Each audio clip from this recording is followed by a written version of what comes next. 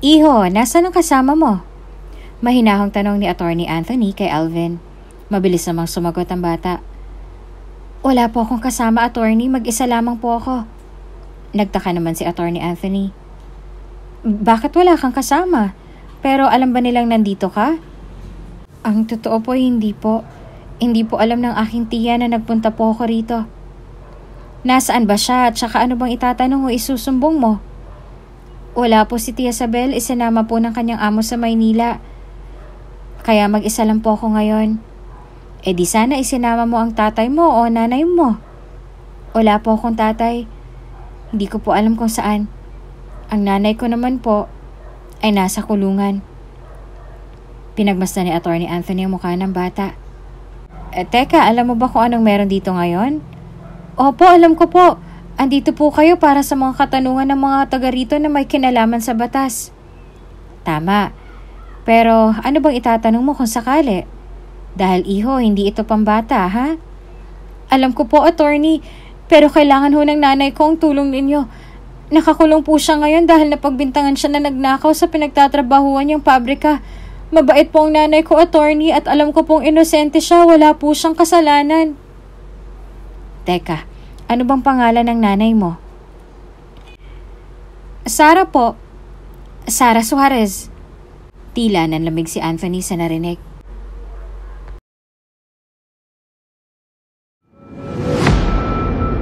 Kung bago ka pa lang sa channel na ito, Ate Jane TV, huwag kalimutang pindutin ang notification bell and subscribe button. Sana po hindi naman malaking abala sa inyo ang pagpindot ng subscribe button dahil ang kapalit po nito ay ang pagsuporta para makapag-produce ng mga libreng stories sa mga channels ni Ate Jane. Maraming salamat!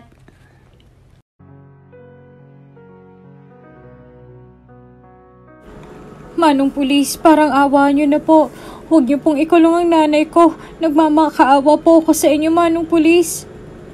Humahagulhol na iyak na kawawang bata na si Alvin. Anak ni Sara na kasalukuyang dinadampot ng mga pulis dahil sa 2 kasong isinampa sa kanya ng kanyang kasalukuyang pinagtatrabahuang pabrika. Alvin, anak, makinig ka kay nanay. Dito ka muna kay Tia Sabel mo. Siya na munang bahala sa'yo habang inaayos ni nanay ang problemang to. Umiiyak naman nakalod si Sara sa harapan ng nagsusumamong anak. Anak, ipangako mo kay nanay na magpapakabait ka, ha? Susundin mo ang pinag-uutos ng Tia Sabel mo. Huwag mo papasaway. Pangako, babalik agad si nanay. Pangako ko yan.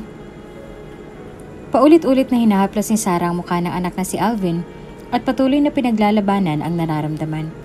Sandali siyang tumayo at nagtungo kay Sabel. Sabel, ikaw na munang bahala kay Alvin, ha? Pakiusap, huwag mo siyang pababayaan. Siya na lang meron ako. Pakiusap, Sabel. Ipangako mo sa akin yan. Maging si Sabel ay hindi rin maitago pa ang lungkot sa kanyang mukha. Kilala niya ang kanyang ate Sara. Alam niyang hindi nito magagawang magnakaw at naniniwala siyang inosente ang kapatid. Samantalay, mahigpit namang nakahawak si Sara sa braso ng kapatid na si Sabel. Oo, ate. Ako nang bahala kay Alvin. Lagi kang magdadasal at lalakasan mo ang loob mo, ha? Huwag mo na siyang alalahanin. Gagawa kami ng paraan para makalaya ka na agad. Pakatatag ka, ate. Mahigpit na nagyakapan ng magkapatid habang si Alvin naman ay wala pa ring tigil na umiiyak sa gilid. Tanging si Sara na lamang kasi ang nagtataguyod mag-isa kay Alvin at sila na lamang dalawang magkasama kaya ramdam na agad ni Sara ang matinding pangungulila sa kanya ng bata sa mga sumunod pang araw. Muli namang niyakap ni Alvin ang kanyang ina hanggang sa sapilitan na itong dinampot ng mga pulis. Tama na yan, halika na, sambit ng mga pulis. Nanay, ibalik niyo po ang nanay ko! Nanay! Sumisinok-sinok na ang bata habang papalayong hinahabol ang kanyang ina. Nagtatrabaho si Sara sa isang pabrika sa kanilang lugar. Napagbintangan nito ng kanilang manager na nagnakaw ng ilang mga produkto roon. Ngunit ang lahat ng ito ay sinet up lamang. Gumawa lamang ng maipapalusot ang employer para hindi masilip ng dole ang kanilang mababaw na dahilan tungkol sa pagkakakilanlan ni Sara. Samantala, ilang minuto ring napatahan ni Isabel ang pamangking si Alvin sa pag-iyak hanggang sa makatulog na ito. Sa presinto naman ay lumuluha pa rin nakikiusap si Sara sa mga pulis at pilit na sinasabing inosente siya at walang ninakaw na anuman. Sir, maniwala ho kayo sa akin. Kailanman ho, hindi ko magagawang magnakaw. 8 taon pa lamang po ang aking anak. Maawa ho kayo sa amin. Kulang na lamang ay lumuhod ang nagmamakaawang ginang sa harapan ng kumpol ng mga pulis na naroon sa presinto.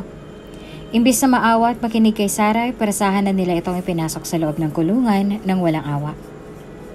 Sa korte ka na magpaliwanag at malaking ebidensya sa'yo. Sana'y inisip mo muna yan bago ka gumawa ng kalokohan.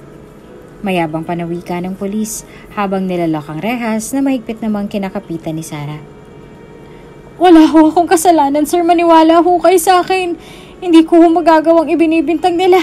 Maniwala ho kayo. Tila bingi at wala nang naririnig ang mga hambog ng mga pulis na naroroon. Sa halip ay sabay-sabay pa nila itong pinagtawanan. Tunay na wala sa kamay ng mga mahihirap ang hustisya. Kapag mahirap ka, talo ka. Kapag wala kang kapangyarihan at koneksyon, kawawa ka. Sa sitwasyon ni Sarah na walang ibang mahihinga ng tulong ay tila malabo na magkaroon ng pag-asa at tenga na handang makinig sa mga hinaing niya. Maging ang kapatid ni Isabel ay hindi na rin malaman ang gagawin at hindi na alam kung kanino pa hihingi ng tulong. Isang kahig at isang tuka lamang sila kaya walang saysay at halaga ang bawat opinyon o pagdedepensa nila. Kaya kapag mahirap ka, ikaw ang tunay na may kasalanan. Jezabel, kailan nung babalik si nanay? Pugto pa rin ang mga mata ng bata na nakatingin sa kanyang tiyahin. Sa 1 buwan ay sigurado ako na makakalaya na rin ang nanay mo.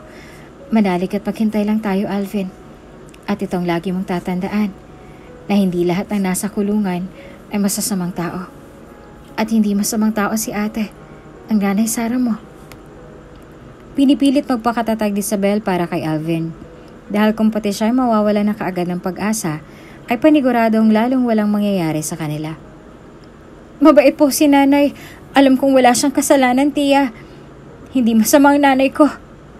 Muling humagulhol sa iyak ang bata sa kanyang tiya.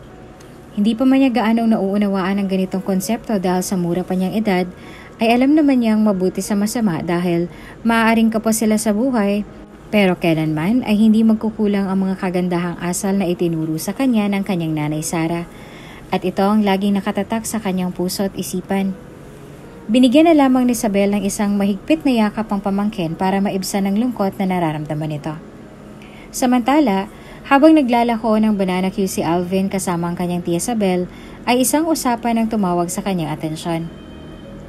Magkakaroon daw bukas ng legal advice dito sa ating barangay. Programa raw ito ng munisipyo para sa mga katanungan tungkol sa lahat ng bagay na may kinalaman sa mga batas. Napatigil si Alvin habang ang kanyang tiya naman ay nasa kabilang daan na abala sa pagbebenta sa mga tsoper ng jeep. Nang marinig ito ng bata ay hindi na ito nag-atubili pang magtanong sa mga matatandang nag-uusap-usap. Aling Linda, ano pong pinag-uusapan ninyo? Alam ni Alvin na masamang makisali sa usapan ng mga matatanda dahil isa ito sa itinuro ng kanyang ina. Ngunit gusto niyang malaman ang pinag-uusapan nang sumagi sa kanyang tenga ang salitang batas. Oh, Alvin! Eto, tamang-tama sa'yo, iho. Hindi ba nakakulong ang nanay mong si Sarah? Baka makahingi ka ng tulong sa public attorney na pupunta bukas dito sa atin. Nagliwanag ang mukha ni Alvin na tila nagkaroon muli ng bagong pag-asa. Talaga ho? Matutulungan niyo po kaming mailabas si nanay sa kulungan? Oo, iho. Isa pa ay libre iyon. Wala na kayong gagastusin pa. Mas lalong natuwa ang bata sa narinig. Kaagad siyang tumakbo sa kinaroroonan ng kanyang tiya at sinabi ang magandang balita. Tiya! Tiya! Sigaw ni Alvin habang kumakaripas ang takbong papalapit kay Isabel. Oh, Alvin, saan ka ba nagsususuot at bakit hingal na hingal ka? Nagtatakang tanong ni Isabel. Tiya, may maganda ho akong balita. Magandang balita? Ano naman yon? Napakunot ang noon ng kanyang tiyahin sa kanyang binitawang mga salita. Basta po, tiya. Sa bahay ko po sasabihin, tara na po. Hila-hila ni Alvin ang mga kamay ni Isabel na hindi magkamayaw sa excitement na nararamdaman. Oo siya, sige, saglit lang. Ipaubos muna natin tong banana queue nang may makain tayo mamayang gabi. Labis ang galak na nararamdaman ngayon ni Alvin habang inaalala ang sinabi sa kanya ni Aling Linda. Hindi na siya makapaghintay pa na maibalita ito sa kanyang tia Isabel, kaya nang maubos ang paninda at makauwi, ay hindi niya na pinatagal pa ang sasabihin. O sige Alvin, umpisahan mo ng magandang balita na sasabihin mo. Umupo sila sa kahoy na upuan sa kanilang hapagkainan. Tiya, kanina narinig ko po nagkukwentuhan sina Aling Linda. Hindi ba't sinabi sa'yo ng nanay mo na masamang nakikinig o nakikisali sa usapan ng mga matatanda? Opo, tiya. Alam ko naman po yun. Pero kung hindi ko po ito pakikinggan at uusisain, ay hindi po natin mabibigyan ng tulong si nanay. At ano naman ang koneksyon ng nanay mo sa pinag-uusapan nila? Bukas daw po magkakaroon ng legal ano nga ulit yun? Basta may pupunta daw pong abogado para sa mga katanungan daw po ng mga taga rito tungkol sa batas. Alam ni Isabel na ang tinutukoy ng bata ay legal advice. Isang malaking pribilehiyo nga ito para sa kanila. Ngunit hindi siya kaagad makapagdesisyon dahil sa saktong may kompromiso rin siya sa araw na yon. Sabi pa ni Aling Linda, baka si attorney na raw po maging pag-asa natin para makalaya si nanay sa lalong madaling panahon. Halo-halong emosyon naman ngayon ang nararamdaman ni Isabel. Nabuhayan siya ng loob sa ibinalita ni Alvin pero nakapangako rin siya sa kanyang amo na sasama siya bukas sa bakasyon ng mga ito para mag-alaga ng bata. Mabait kasi ang amo niyang yon at halos ito nang nagbibigay ng ilang pangangailangan nila ng kanyang pamangkin. Kaya sumasagi sa isip niya ngayon, nasayang rin ang kanyang kikitain. Isa pa ay lagay na ang loob ng kanyang amo na makakasama siya, kaya hindi na siya makakaurong dito. Bukas na ba raw yan? Nag-aalalang tanong ni Isabel. Oo, tiya. At baka raw matagalan na muli bago ito maulit. Agahan natin ang punta bukas, tiya. Excited na wika naman ni Alvin. Baka sa mukha ni Isabel ang pag-aalala dahil gustuhin niyo mang puntahan ang sinasabi ng bata ay wala rin kasiguraduhan na matutulungan sila ng abogado. Kapag sa amo naman siya sumama, ay sigurado nang kikitain niya sa araw na yon. Alvin, susubukan kong humabol bukas ha. Nakakompromiso na kasi ako sa amo ko na sasama ako bukas sa kanila pa Maynila. Hindi na ako maaaring umurong dahil dito nakasalalay ang kakainin natin sa mga susunod pang araw. Napalitan naman agad ng lungkot ang mukha ng bata na kanina lang ay walang pagsidlan ng saya. Ibig sabihin niyo po ba ay hindi tayo makakapunta? Malungkot na tanong ni Alvin. Naglabas naman ng isang mabigat na hininga si Isabel at saka hinaplos ang buhok nito. Marami pa namang pagkakataon na may pupunta rito mga pampublikong abogado. Hindi lang bukas. Pero sikmura natin kumakalam ay hindi na makakahintay. Hindi ko rin naman matitiis, Alvin, na matutulog tayo ng kumakalamang sikmura. Kailangan kong kumita bukas dahil hindi lamang doble ang ibibigay sa akin ni Madam kundi triple pa. Para rin naman sa'yo yun, Alvin. Sana maunawaan mo. Ibinaba ni Alvin ang kanyang tingin at saka maluhaluhang umimik. Paano po si nanay? Paano kung hindi na bumalik yung abogado? Malapit na pong mag-isang buwan pero hindi pa rin po nakakalaya si nanay. Baka nahihirapan na po siya doon, tiya. Iniangat niya na ang kanyang tingin sa kanyang tiya sabay tulo ng luha. Gumamagawa pa rin naman ako ng paraan, Alvin. Hindi ako tumitigil na lumapit sa mga matataas na opisyalis para humingi ng tulong. Sabi ni Mayor, gagawin daw niya ng paraan. Maghintay lang tayo, Alvin. Hindi ko rin naman matiis na pabayaan na lamang ang kapatid ko. Ngunit ibiniling ka rin niya sa akin. Kaya responsibilidad na kita. Kaya hanggat may kaya akong ibigay, ay ibibigay ko sa'yo. Sana maunawaan mo. Tiya, ayos lang ho ako na matulog ako ng gutom. Ayos lang ho na minsan lang tayo kumain. O kahit sa inyo na lamang pong kakainin ko. Matitiis ko ho yun, tiya. Pero ang nanay ko po na nasa kulungan at nahihirapan ay kailanman hindi ko po kayang tiisin. Mabilis na lumagpak ang mga luha ni Isabel nang marinig ang mga salitang yon sa bibig ni Alvin. Tila may kumurot sa kanyang puso na nagpapaalala sa kanya. Gustuhin ba niyang unahin ang kapatid ngunit doon muna siya kakapit sa sigurado. Batid niyang hindi pa ito mauunawaan ng bata ngunit pipiliin pa rin niyang isang tabi muna ang hinihiling ng bata kaysa sa kikitain niya para bukas. Hindi na nakaimik si Isabel, bagwas ay niyakap na lamang ang umiiyak na bata. Hirap na rin ang kalooban niya dahil halos nasa kanyang responsibilidad ngayon. Kailangan niyang gumawa ng paraan para makalaya ang kapatid, habang kailangan niya rin gumawa ng paraan at kumayod upang mabuhay naman ang ibinilin sa kanyang pamangkin. Madaling araw pa lamang ay nagpaalam na si Isabel kay Alvin habang mahimbing pang natutulog ang bata. Nag-iwan na lamang siya ng isang maliit na papel sa ibabaw ng mesa para sa mga isinulat niyang bilin sa bata. Isang araw lamang naman siyang mawawala at malaking tiwala niya sa pamangkin, kaya palagay ang loob niyang iwan ito pansamantala. Maaga nagising si Alvin at saka tinungo ang kusina. Doon niya nakita ang maliit na papel na iniwan ng kanyang tiya Isabel. Nakasulat dito ang ilang paalala ng tiya kagaya ng huwag mo nang maglalaro sa malayo at huwag hahayaang nakabukas ang pinto ng bahay. Kaya naman itong gawin ni Alvin dahil sa masunurin at matalino itong bata. Pagkabasa ng sulat ay dumiretso na siya sa may sala at doon naupo malapit sa may bintana habang humihigop ng mainit na gatas. Pansin niya ang mga matatandang dumadaan doon at nagmamadaling naglalakad patungo sa basketball court ng barangay. Naalala ni Alvin na ngayon ang punta ng abogado. Ngunit isa rin sa bilin ng kanyang tiya na wag siyang lalabas ng bahay. Sa matinding kagustuhan na matulungan ng ina, ay sinuway niya ito. Lumabas siya ng bahay at saka sumabay sa mga matatanda papunta sa kinaroroonan ng abogado. Nang makarating sa venue ay bumungad na sa kanya ang haba ng pila. Kailangan pala nilang magpalista bago makapagtanong sa mga abogado. 3 abogado ang naroon. Doon siya pumila sa medyo bata pang abogado. Tiniis ni Alvin ang dami ng tao at haba ng pila para lamang makausap ang abogado. Pinagtitinginan at pinagbubulungan siya ng ibang matatandang naroon, ngunit hindi niya na ito pinansin. Dahil ang tanging mahalaga na lamang sa bata ngayon ay mabigyan ng hustisya ang ina at mapalaya na ito. Nang si Alvin ang kakausapin ay nagtaka ang lalaki. Si Attorney Anthony Gutierrez. Iho, nasan ang kasama mo? Mahinahong tanong ni Attorney Anthony kay Alvin. Mabilis namang sumagot ang bata. Wala po akong kasama, Attorney. Mag-isa lamang po ako. Nagtaka naman si Attorney Anthony. Bakit wala ka namang kasama? Pero alam ba nilang nandito ka? Ang totoo po ay hindi po. Hindi po alam ng aking tiya na nagpunta po ako rito.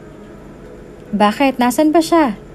At saka ano bang itatanong mo or isusumbong mo? Wala po si Tia Isabel. Isinama po ng kanyang amo sa Maynila para magbakasyon kaya mag-isa lamang po ako ngayon. Di sana'y isinama mong nanay mo o tatay mo. Wala po akong tatay. Hindi ko po alam kung nasan. Ang nanay ko naman po ay nasa kulungan. Pinagmamasa ni Attorney Anthony ang mukha ng bata na desidido pero hindi alam ang ginagawa. Teka, alam mo ba kung anong meron dito ngayon?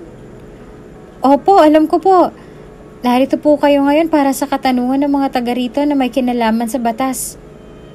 Tumango naman si Attorney Anthony bilang pagsang-ayon at napahanga sa bata. Tama. Pero ano bang itatanong mo kung sakali? Dahil iho, hindi ito pambata. Alam ko ho, Attorney.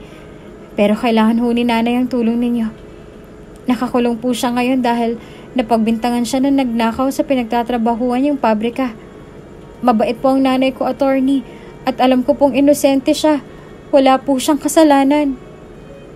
Matapang na isiniwalat ng bata ang kanyang hinaing sa attorney na nasa kanyang harapan. Desidido na siyang makuha ang tulong ng abogado para makalaya ng kanyang ina.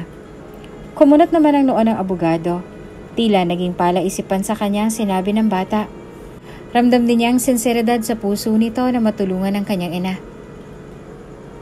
Ano bang pangalan ng nanay mo? Pag-usisa ni attorney. Kaagad namang sumagot ang bata. Sara po. Sara Suarez. Tila nanlamig naman si Anthony sa narinig. Sara Suarez. Ito rin ang buong pangalan ng kanyang dating kasintahan noong nasa kolehiyo pa lamang sila.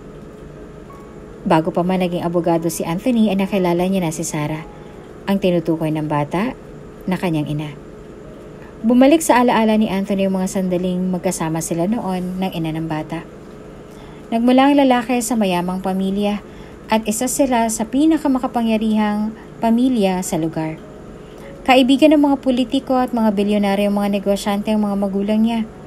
Maraming mga negosyo at ari-arian ang pinagmamay-arian ng kanilang pamilya. Isa sa pagmamay-ari nila ang isang sikat na law school sa bansa. Pangarap ng mga magulang ni Anthony na maging abogado ito. Ngunit hindi ito basihan upang ma-exempt ang binata sa entrance exam upang makapasok doon. Nagdaan pa rin ito sa ganoong proseso at hindi porket matalino na si Anthony ay walang kahirap-hirap niyang naipasa ang exam. Samantala, tumanggap naman ang mga scholars ang kanilang paaralan para sa mga estudyanteng may mga matataas na grado na gustong pasukin ng pag-aabogado. At si Sarah ay pinalad na makapasok doon. Likas na mahirap lamang sina Sarah kaya walang kakayanan ng kanyang ina na pag-aralin siya sa magarang eskwelahan para sa kagustuhan na maging abogado ito. Biyuda na ito at mag-isa na lamang na kumakayod para sa pamilya. Pangarap ito ni Sarah kaya ginalingan niya ang pag-aaral para makuha siya bilang isang scholar. Inay, natanggap po ako bilang scholar sa law school na pinagpasahan ko. Tuwang-tuwa na ibinalita ng dalaga ang kanyang natanggap sa kanyang ina. Totoo ba anak?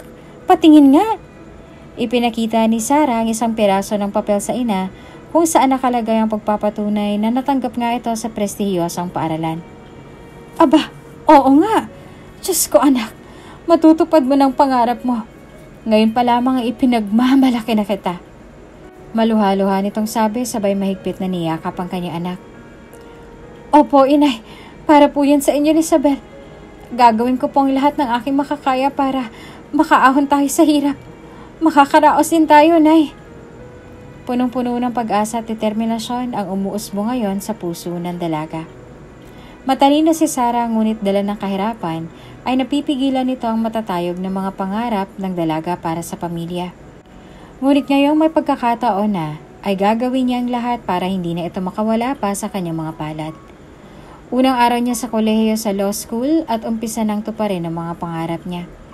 Halos mayayaman lahat ng mga naroroon, maliban sa kanya dahil isa lamang siyang scholar at ito lamang ang naging paraan kaya nakapasok siya rito. Ngunit hindi ito magiging hadlang para hindi niya ipagpatuloy ang pagtupad sa kanyang mga mithiin. Hindi niya maiwasang mapatingin sa mga nagagandahang mga babae na naroroon. Sa isip niya, kung ang mga mayayaman nga ay mayaman na, pero nangangarap pa rin, siya pa kayang isang hamak na dukha lamang? Walang pinipiling sitwasyon sa buhay, ang isang bagay na gusto mong maabot at marating. Mayaman man o mahirap, lahat ay may karapatang mangarap. Mag-isa lamang siya sa school at nahihiya pang makibagay at makisalamuha. Isa pa ay ayos lang din naman sa kanya na magpag-isa dahil mas komportable siyang mag-aral kapag walang distractions. Pinakapaborito ni Sarah na puntahan ang library ng school. Kapag walang klase ay dito na lamang siya matatagpuan habang binabasa ang paborito niyang libro na The Tools of Arguments. Mahal ang libro na ito kaya dito na lamang niya ito nababasa dahil wala siyang pambili. Halos araw-araw na ganito ang gawain niya. Kapag walang klase ay nasa library siya at tahimik lamang na nagbabasa. Samantala si Anthony naman ay sikretong pinagmamasdan ng dalaga. Unang araw pa lamang ay nakuha na ni Sarah ang atensyon ng binata. Walang araw na hindi niya ito nasisilayan sa library. Napapansin naman ito ni Sarah na sa tuwing pupunta siya roon ay naroon din ang lalaki at sa tuwing aalis na siya ay saka naman aalis rin ang lalaki. Walang ideya si Sarah na anak ito ng may-ari ng eskwela ang pinapasukan niya. Bukod sa matalino at talaga namang gwapo rin ito kaya marami rin babayang nahuhumaling dito.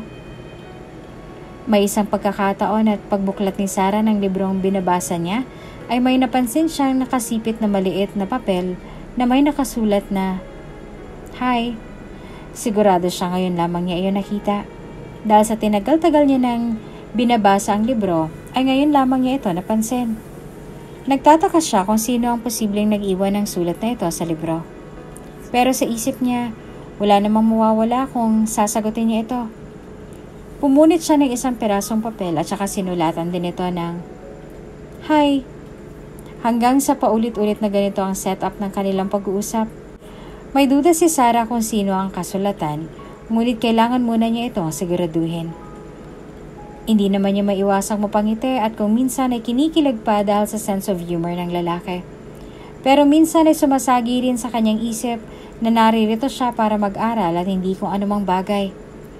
Nang matapos ang klase ay nagtungo na muli si Sarah sa library. Dali-dali nitong kinuha ang aklat na lagi niyang binabasa at saka dali-daling binuklat ang mga pahina na iyon. Ngunit unti-unting lumamig ang kanyang mukha nang wala ng sulat na nakita. Huli niyang inilagay at isinulat doon ay kung sino ba talaga yung kasulatan niya at gusto niya itong makilala. Sa isip ni Sarah, marahil ay pinaglalaruan lamang siya ng lalaki kaya binaliwala lamang niya ito.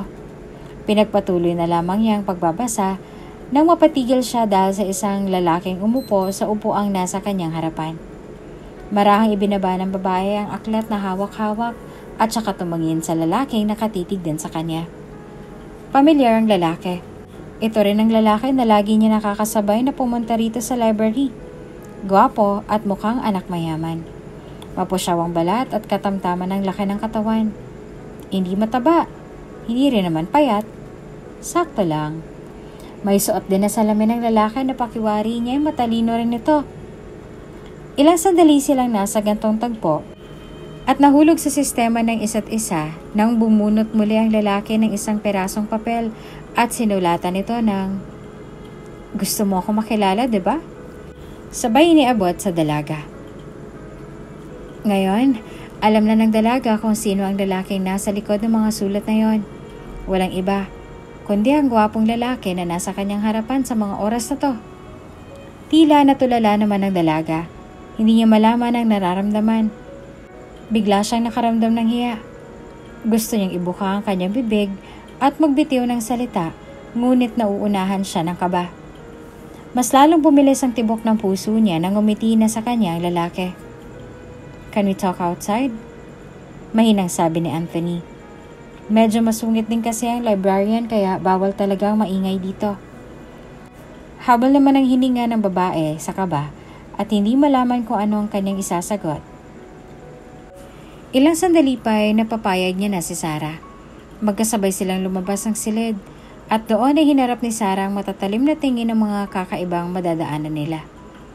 Walang kaalam-alam si Sarah na ang lalaking kasama niya ngayon ay walang iba kundi ang anak ng may-ari ng eskwelahan. Kaya gano'n na lamang siyang tingnan ng mga babaeng nalalampasan nila. Ice cream you want?" Maginoong tanong ni Anthony. Tumigil sila sa may cafeteria ng school. Nailang namang sumagot si Sarah. Hindi na. Okay lang ako. Salamat." Hindi naman sumang-ayon dito si Anthony bagkos ay ibinili pa rin niya ito. "Huwag ka nang mahiya o. Isa pa, hindi ba sabi mo pinakapaborito mo yung ice cream? Kaya eto, tanggapin mo na." Maginoo. At mabuti, ang kauna-unahan naging impresyon ni Sarah kay Anthony.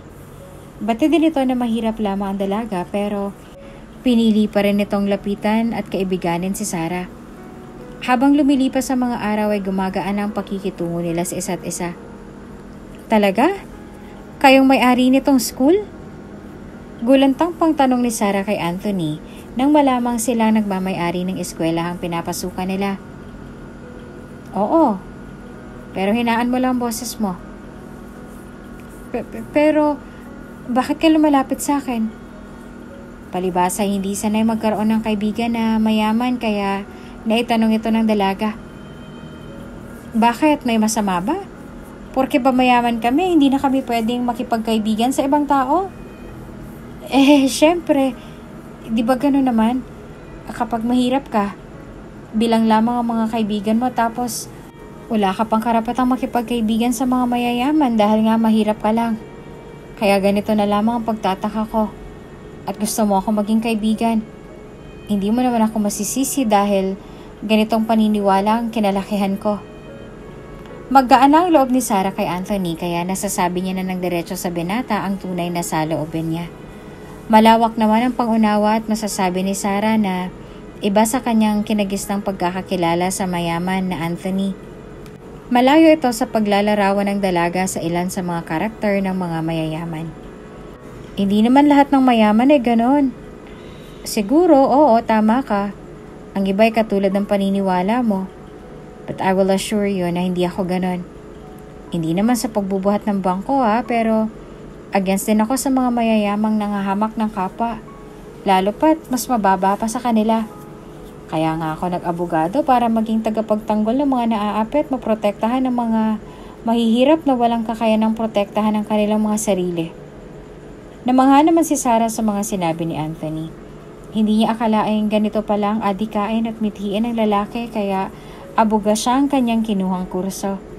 Nakaramdam ng tuwa ang kanyang puso para sa mga mahihirap at may ordinaryong buhay na meron pa ring mababait at maaasahang mga abogado na ang prioridad ay sila.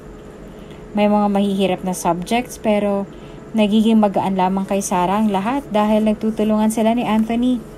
Halos araw-araw na rin silang magkasama at ang nagiging tagpuan ay ang library. Wala pang nagiging nobya si Sarah at tanging si Anthony lamang ang kaibigan. Bukod kasi sa kapatid na si Isabel ay wala na itong naging kaibigan pa, kung kaya't nasanay na siya sa presensya ng binata. Hanggang sa dumating ang pagkakataon na umamin na sa kanyang binata sa tunay nitong nararamdaman para sa dalaga. Sarah, nakaupo sila sa may bench sa parke ng eskwelahan. Hindi na nagpaligoy-ligoy pa si Anthony.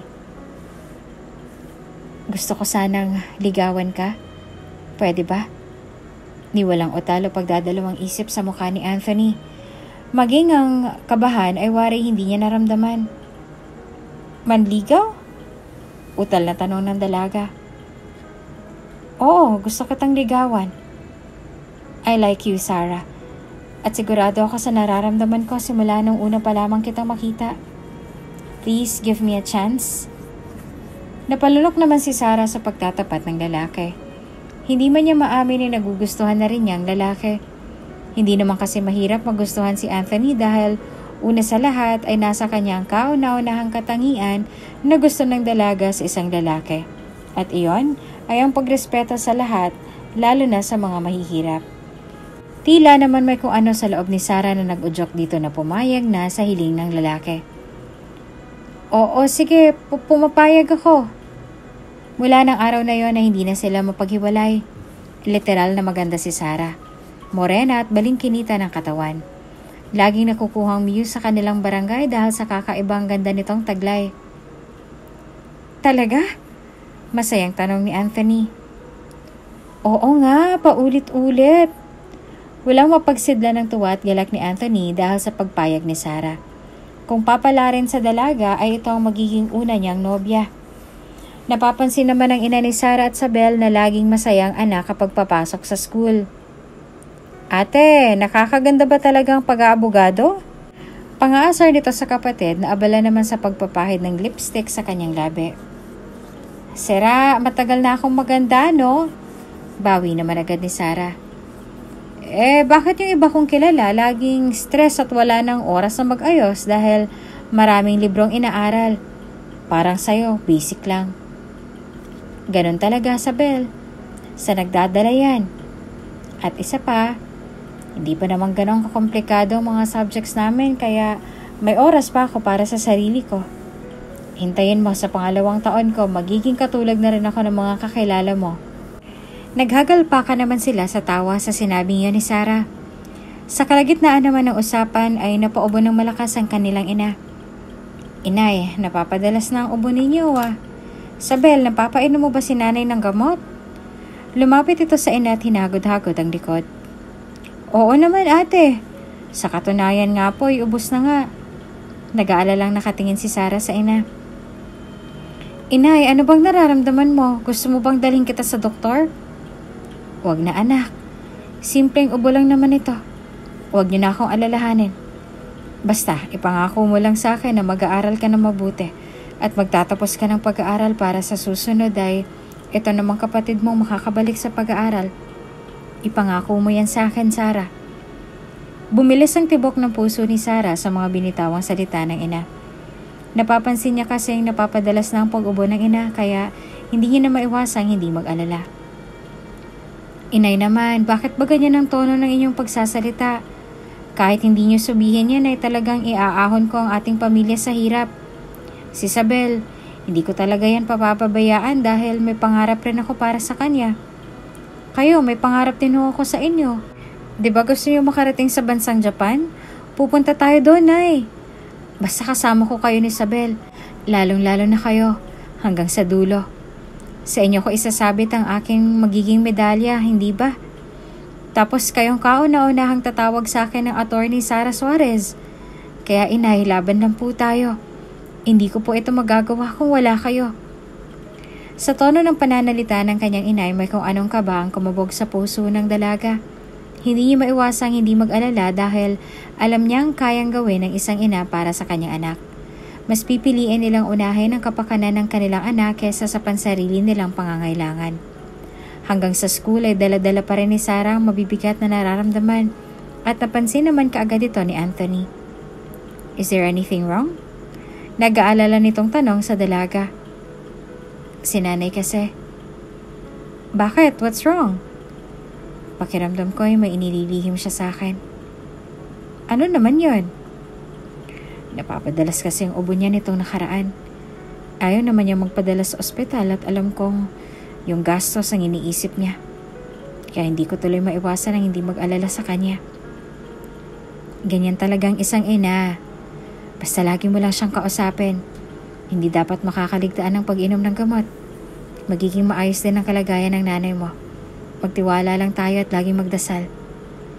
Sa lalim na ng usapan na hindi na namalayan ng dalawa, na nasaraduhan na sila ng librarian sa loob ng library. Doon kasi sila nakapwesto sa pinakadulong likod ng shelves kaya hindi sila nito napansin. Saktong nawalan din ng kuryente kaya mas lalong dumilim ang buong lugar. Iimik sana si Sarah nang biglang tinakpan ni Anthony ng kanyang kamay ang bibig ng dalaga. Nagsimula ng mag-rounds ang gwardya at lagot sila kapag nahuli. Sandaling sumilip sa may bintana ang gwardya at itunutok ang dalang flashlight sa loob. Ilang segundo niya itong iginala sa buong silid. Maingat naman nakatago ang dalawa kaya hindi sila nakita. Nang makalampas ang gwardya ay nakahingan na sila muli ng maluwag. Anong gagawin natin? Paano tayo makakalabas dito? Mahina't kinakabahang tanong ni Sarah. I don't know. I think we better stay and wait. Sumandal ang lalaki sa may shelf at saka hinawakan ang kamay ni Sarah. Ang lamig ng kamay mo. Wika ni Anthony. Are you nervous? Muli nitong tanong. Nagsisikip na ang dibdib ng babae sa kaba. Hindi dahil sa kadahilanang nalock sila sa loob ng silid, kundi dahil sa personal nilang nararamdaman ngayon. Tahimik lamang nilang pinapakiramdaman ang isa't isa. Walang ingay maliban sa bilis ng pintig ng puso nila. Halos nakakapanagpuna at nagkakasabay na ang bawat tibok ng mga puso at tila hindi malaman kung sino ang mauna. Mahigpit pa rin nakahawak si Anthony sa kamay ni Sarah. Tila may gustong ipahiwatig. Tumayo naman si Anthony upang silipin kung nakalayo na ba ang gwardya. At nang masiguradong wala na nga ito, ay saka sila nagplano ni Sarah. Ano, andyan pa ba ang gwardya? Mahinang tanong ni Sarah. Sa tingin ko'y wala na. Umupo nang muli si Anthony sa tabi ng dalaga. Nako, paniguradong naghihintay na si nanay. Hindi naman natin pwedeng sirain ang lock dahil paniguradong mag-iimbestiga sila kapag nalaman nilang may sumira ng lock. Labis ang pag-aalala ni Sarah sa mga oras na ito.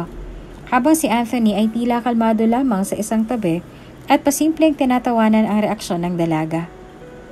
Hoy, anong nakakatawa? At bakit parang kampante ka lang dyan? Magkasalubong na ang kilay ni Sarah na nakatingin sa lalaki. Sa mga oras ding yon ay nakatanggap na siya ng mensahe mula sa kapatid. Hinahanap na siya ng kanyang ina at nag-aalala na sa dalaga. Sinabi na lamang niya na may tinatapos pa para hindi na mag-alala ang ina. Bumuntong hininga na lamang si Sarah na bumalik sa pagkakasandal sa shelf. Naghihintay lamang si Sarah sa magiging aksyon ni Anthony. Anthony? Tawag ng dalaga. Tugon naman ang binata. Kapag naging abogado ka na, what would you prefer to be? I mean, private or public? Napaisip naman ang lalaki. Bago ko kasi pinasok ang pag-aabogado, ay sinigurado ko munang alam ko ang ginagawa ko. Katulad nga ng sinabi ko sa'yo, nasa mahihirap ang aking serbisyo. Hindi naman sa pagmamayabang, but I have all the luxurious things that a man could want and need. Kaya ano pa bang mahihiling ko? I want to serve the indigent people with all of my heart and make them feel that they will never be left behind. Lalong hinangaan ni Sarah ang prinsipyo ng binata. Napatingin siya rito na may maluwag na ngiti sa mga labi. Binaybay ng kanyang mga mata ang kabuoang itsura ng binata. Sa kabila ng maamo nitong mukha, ay nasa likod din ng gininto ang puso nito. Dalangin niya ngayon na sana ay hindi magbago ang meeting ito ni Anthony kapag naging isang ganap na abogado na siya. Halimbawa, akong mahirap na nakulong. Tapos hindi ako abogado. Ipagtatanggol mo rin ba ako? Taas kilay na tanong ng babae. Kung yung iba nga ay kaya kong pagsilbihan at protektahan, ikaw pa kaya na gusto kong mahalin habang buhay? Lumingon si Anthony kay Sarah na may nangungusap ng mga mata. Seryoso ako, Sarah. My statement may be too exaggerated in the concept of law, but in the concept of my heart, it is true and honest. I like you more than anything, more than anyone. I couldn't lie with myself and pretend that you are nothing to me. I like you, Sarah, and I think this is exaggeration already. Consume my whole mind and heart because it's already saying that I love you. I love you, Sarah. Ito ang unang pagkakataon na magtapat si Anthony ng kanyang nararamdaman sa isang babae. At ganoon din si Sarah na ngayon lamang din ay nagtapat sa kanya. Sa isang iglap, saksi ang mga libro at ang lugar kung saan sila unang nagkita at nagkausap. Saksi ang liwanag ng buwan na nagbibigay ilaw na nakatutok sa kanilang dalawa at saksi ang kanilang mga sarili sa gabing ito sa pagtatapat ng pag-ibig sa bawat isa. Naglahong bigla ang mga prioridad ni Sarah sa sandaling yon. Hindi na siya nakaimik at mabilis na sumang-ayon sa pag-ibig ng binata.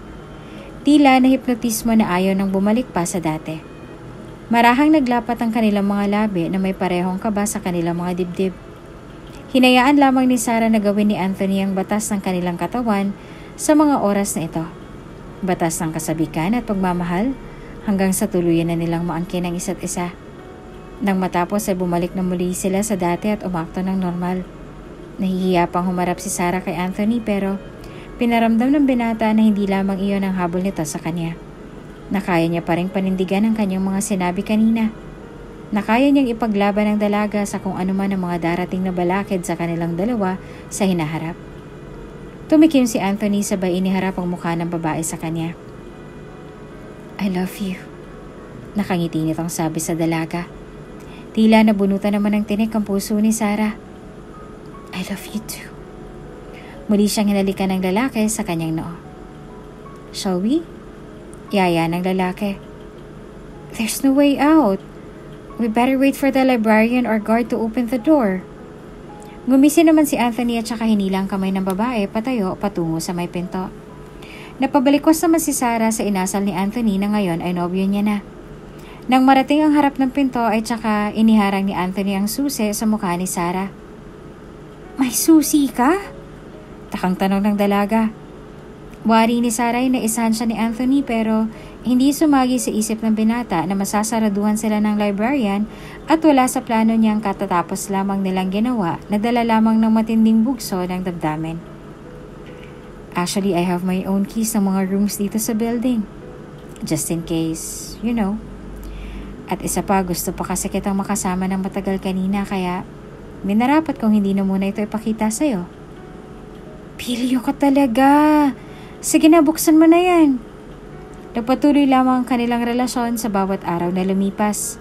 Walang tumututol, walang bumabalakid at walang nakikialam, maliban sa pamumuhay na meron si Sarah. Batid naman ng dalaga ang laki ng kaibahan ng buhay niya sa buhay ni Anthony. Ngunit pinili pa rin niya makipagrelasyon dito sa kabila ng mga matang mapanghusga at mga labing mapanghamak. Sa tuwing magkasama sila ni Anthony sa school ay hindi maiwasan ni Sarah na makarinig ng masasakit na salita tungkol sa kanya. Ngunit hanggat nasa tabi niya si Anthony ay walang ibang makakapanakit sa kanya. Hanggang isang beses ay pasimpleng hinalikan sa labi ni Anthony ang nobya sa may hagdanan. Sekreto naman itong kinuhanan ng litrato ng isang mayamang estudyante roon na malaking pagkakagusto kay Anthony. Simula nang malaman ng mga estudyante doon na magkasintahan na sina Anthony at Sarah, ay dumami at nagsilabasan na rin ang mga kababaihang nagagalit sa dalaga. Sa mansyon ni na Anthony ay naroon naman ang inang nag-uusok ang tenga sa galit dahil sa sinend ng isang estudyante na paghahalikan ni na Sarah at Anthony. Galit na galit ang kanyang ina ngunit hindi ito maaaring Ipaalam ng ginang sa anak dahil ayaw niyang masira ang relasyon nila mag-ina ng dahil lamang sa isang dukhang babae. Dahil silang may-ari ng paaralan, ay sila lamang rin ang may kontrol dito. Kahit ang mga empleyado rito ay kontrolado rin nila. Hello, Mrs. Hernandez? Tinawagan ng ina ni Anthony ang isa sa mga major teachers ni Sarah. Hello, madam. Napatawag po kayo. I just want to ask something. Seryoso nitong sabi. Okay, madam. What is it? Do you have a student named Sarah? Sarah Suarez? Sa tono ng ginang ay pawang may masama itong binabalak na ikakabago ng buhay ni Sarah sa isang iglap. Yes, madam. One of our scholars. Magaling siya sa klase at matalino. Bakit po, madam? Do you have any concerns? Ilang segundong natahimik ang ina ni Anthony sa kabilang linya. I guess yes. I have a concern with her, Mrs. Hernandez. I want that little whore, Sarah Suarez, out of my territory. I want her to step out of my school. Gusto kong gumawa ka ng paraan para bumagsak siya sa ganoon ay matanggal siya sa mga deserving kong mga scholars. Nagtaka naman si Mrs. Hernandez sa sinabing yon ng ginang. Batid niya ang galing, talino at sipag ni Sarah sa pag-aaral, kaya walang dahilan para ibagsak siya. Ngunit dahil ang may-ari ng school ang nag-utos ay kailangan niyang sumunod kahit labag sa loob niya. Okay po, madam. Masusunod po. Utal na tugon ni Mrs. Hernandez. Sa mga puntong ito ay walang kaalam-alam si Sarah na hindi na siya kabilang sa mga scholar ng paaralan. Maaari pa rin naman siyang mag-aral dito ngunit kailangan niya ng magbayad at ang matrikula sa ganitong paaralan at kurso ay hindi kayang maitaguyod ng walang stable na pinagkukunan ng kinikita. At walang kakayanan si Sarah na pag-aralin ang sarili, lalo pa ngayon na may nararamdaman na ang kanyang ina. Gumuho ang mundo ni Sarah sa ibinalita ng kanyang professor na si Mrs. Hernandez. Paano po nangyari yun, ma'am? Kasasabi niyo lang po sa akin nung isang araw na magandang performance ko sa inyo. Pero bakit ngayon bigla akong bumagsak? Paano po nangyari yun? Naluluhang tanong ni Sarah. Sarah, I'm sorry pero gawa ng grado niyo. At iyon talagang lumabas. Hindi lang naman mga exams ang kinukuhanan ko ng marka. Marami pang iba. Kaya wag mo na akong questionin dahil final na ang gradong binigay ko sa'yo. Pilit itinago ni Mrs. Hernandez ang nararamdaman niyang simpatya para sa dalaga. Ngunit hindi pa rin titigil si Sarah na malaman ang totoo. Patuloy siyang magmamakaawa kay Mrs. Hernandez hanggang sa dumating na sa punto na lumuhod na siya sa harapan ng ginang. Mrs. Hernandez, nakikiusap po ako. May nararamdaman akong sakit ang aking ina at wala nang kakayanan pong magtrabaho. May bunso rin ho akong kapatid at tanging sa akin lamang din ho umaasa, Mrs. Hernandez. Ito na lamang pong scholarship ang inaasahan namin para makaahon sa hirap at para matupad ang pangarap ng aking ina para sa akin. Mrs. Hernandez, parang awa niyo na po. Ibigay niyo pong ustisya sa marka ko. Hindi ho ako naniniwalang bagsak ako, Mrs. Hernandez. Mahabag naman ho kayo. Tuluyan ang umiyak si Sarah habang nasa harap ni Mrs. Hernandez na nakaluhod.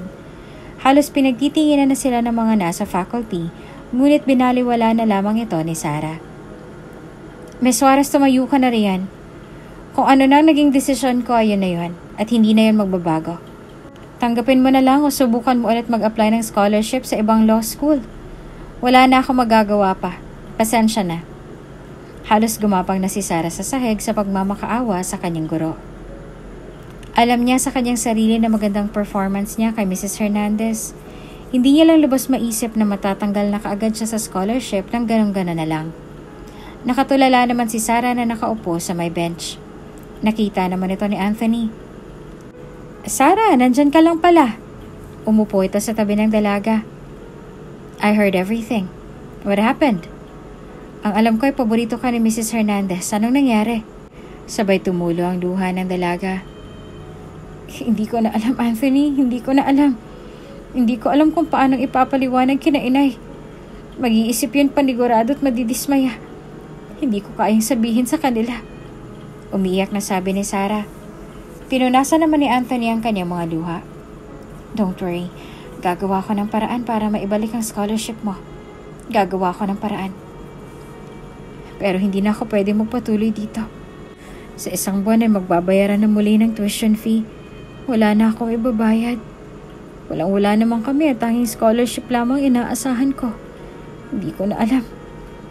Awang-awa ngayon si Anthony sa sinapit ng nobya. Kahit magbigay siya ng tulong ay hindi din naman ito tatanggapin ni Sarah dahil meron din itong paninindigan at prinsipyo. Ganito, magkakaroon ng party sa amin at karamihan ay mga investors at businessmen. Pwede kitang isama doon para maipakilala rin kita kina mom and dad. Malay mo makahanap tayo doon ng pwedeng magpaaral sa'yo. Tila lipad pa rin ang isip ni Sarah. Hindi niya matanggap ang nangyayari. Hindi pa man ganap na isang abogado ngunit may puso na talaga siya nito. Alam niyang may mali. Ramdam niyang may nangyari at natatakot lamang si Mrs. Hernandez na magsalita at umamin. Ang alam sa kanila ay pumapasok pa rin si Sarah. Dinudurog ang puso niya ng mga pagkakataong paulit-ulit siyang tinatawag ng ina na Attorney Sarah. Malulungkot ang kanyang ina kapag nalaman niyang hindi na nag-aaral ang anak. Wala nang ibang malapitan ng dalaga kung kaya tinanggap niya na ang offer ng kanyang nobyo. Elegante at puro sosyal ang mga tao sa pagtitipon na iyon. Handa rin makibagay si Sarah sa mga bisita at kalimutan na muna ang hiya para lamang makakuha ng scholarship. You look stunning, Sarah. Papuri ni Anthony sa dalaga. Ngumiti lamang si Sarah ngunit ang totoo ay sobrang kinakabahan na siya. Are you nervous? Huminga naman ng malalim si Sarah. Sobra. Well, don't be. I'm here. Hindi kita iiwan sa loob. So let's get inside. Buo na ang loob ni Sarah. Buo na rin siyang makikilala ang mga magulang ni Anthony. Anthony! Sa malayo pa lang ay tanaw na sila ni Ginang Gutierrez. Saan ka ba nagpupunta, iho? And who is she? Nagtatakang tanong ng Ginang. Tinitigan niya si Sarah mula ulo hanggang paa. Walang ideya si Anthony na marami ng alam ang kanyang ina sa dalaga tungkol sa kanilang relasyon at sa buhay ni Sarah. Mom, this is Sarah, my girlfriend. Ipinagmamalaking ipinakilala ni Anthony sa kanyang ina si Sarah. Nagkunwari na lamang na nagulat si Ginang Gutierrez sa sinabi ng anak, ngunit ang totoo ay hindi niya talaga gusto ang dalaga. Oh, hi, iha! Binigyan ng Ginang ng isang peking ngiti ang dalaga na wala namang kamalay-malay si Sarah na ito pa lang nagpatanggal sa kanya sa scholarship. Nilapitan ito ng Ginang at bineso-beso. Naiilang namang sumagot si Sarah. Good evening po, Mrs. Gutierrez. Kabadong bati ni Sarah. Sa kalagitnaan naman ng usapan ay biglang sumulpot ang isang matanda na pawang ang edad ay nasa 40s. Sarah? Ikaw ba yan? Kulat na tanong ng matandang lalaki. Hindi naman malaman ni Sarah ang nararamdaman ngayon dahil alam niya sa sarili niyang kilala niyang matanda. Ngumisi na lamang si Sarah, bagkos sa ibinaling sa ibang atensyon. Bigla namang nagsalita si Anthony. Do you know Mr. Chongson, Sarah? Sa tanong na yon ay muling lumingon ang dalaga sa matanda. Hindi niya ito makakalimutan. Kahit na paulit-ulit niya na itong ibinaon sa limot, kailanman ay hindi na mawawala ang masamang alaala na yon sa kanyang buong sistema. Merong mapagmataas na tiyahin si Sarah at dito ay nagkaroon sila ng malaking utang. Bilang kabayaran ay kailangan niyang pagdaanan ng matinding bangungot ng buhay niya. Nagkagusto sa kanya dati ang matanda at dahil kilala sa sugal ang tiyahin ay nagkakilala sila roon ni Mr. Chongson. Kailangan makipag-live-in ni Sarah sa matandang lalaki kapalit ng malaking halaga na ibibigay ng matanda sa kanyang tiya at bukod doon ay absuelto na si Sarah sa mga pagkakautang nila. Ilang buwan din silang nagkasama ng matanda sa iisang bubong at ginawang paraosan. Siya rin ang naging dahilan kung bakit naghiwalay sina Ginoong Chongson at ang kanyang asawa. Dala ng matinding kahirapan at pangangailangan ay kailangan ni Sarah na pagdaanan lahat ng ito. Kailangan niyang lunukin ang sariling dangal at puri at kalimutan na may natitira pang hustisya para sa kanilang mga mahihirap. Naluluha na sa kaba si Sarah sa mga oras na ito. Natatakot siya na anumang oras ngayon ay sasabihin ng matanda naging relasyon nila na hindi niya nasabi kay Anthony. Sarah, parang gulat na gulat ka. Huwag mo sabihin nakalimutan mo na kaagad ako. It's been a year, Sarah. Nakangising sabi ni Ginoong Chongson habang malagkit na pinagmamasa ng kabuuan ng dalaga. Gusto naman sana magsalita ni Sarah para idepensa ang sarili sa sitwasyon, ngunit naunahan siya ng takot at kaba na baka mahusgahan agad siya ng mga mayayamang nakapaligid sa kanya at isa na doon si Anthony. Natatakot siyang mahusgahan ni Anthony. Anthony, gusto ko na umuwi. I'm sorry. Hindi na nagpapigil pa si Sarah, tuluyan nang umalis sa lugar.